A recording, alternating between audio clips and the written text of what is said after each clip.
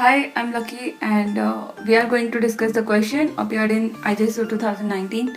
The question is, if equation alpha square minus 5 alpha plus 6 whole multiplied by x square plus alpha square minus 3 alpha plus 2 whole multiplied by x plus alpha square minus 4 is equal to 0 has more than 2 roots, then the value of alpha is.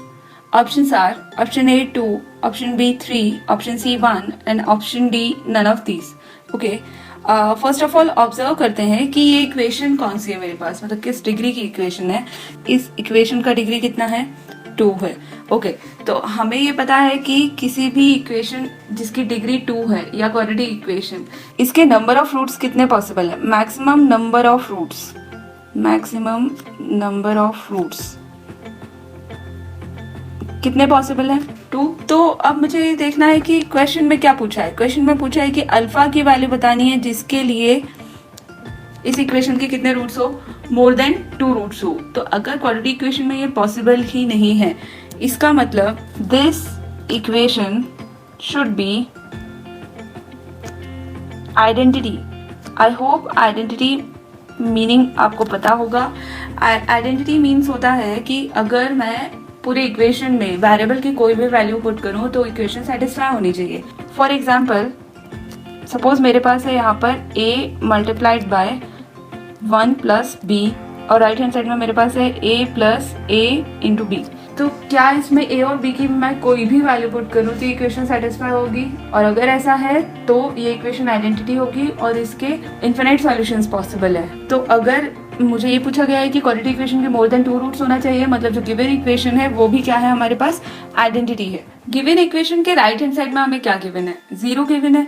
तो it means मैं alpha और x की कोई भी value put करूं तो उसके लिए लेफ्ट हैंड साइड पर भी क्या आना चाहिए, 0 आना चाहिए. अगर मैं यहाँ ऑब्जर्व करूँ कि मुझे अल्फा की वैल्यू फाइंड करनी है तो मुझे क्या करना पड़ेगा, लेफ्ट हैंड साइड में 0 लाने के लिए हर एक टर्म को क्या होना पड़ेगा, 0 होना पड़ेगा.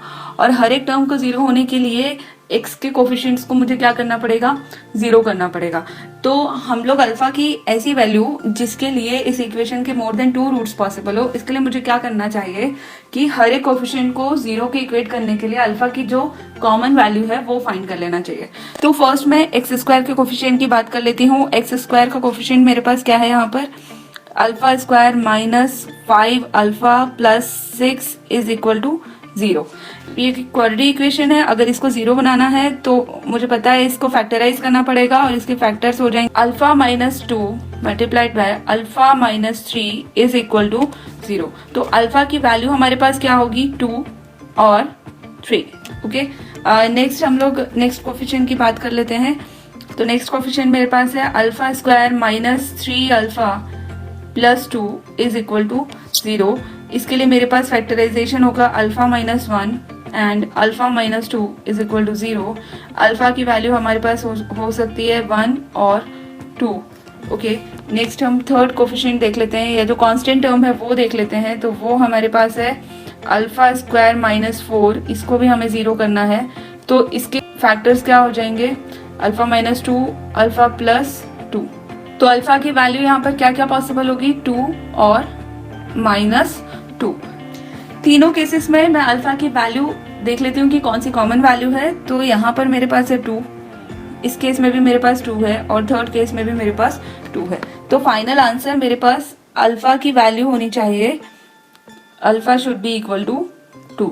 ऑप्शंस में मेरे पास ये आंसर है क्या, तो यस ऑप्शन ए मेरे पास 2 है. इसका मतलब इसका आंसर होगा ऑप्शन ए.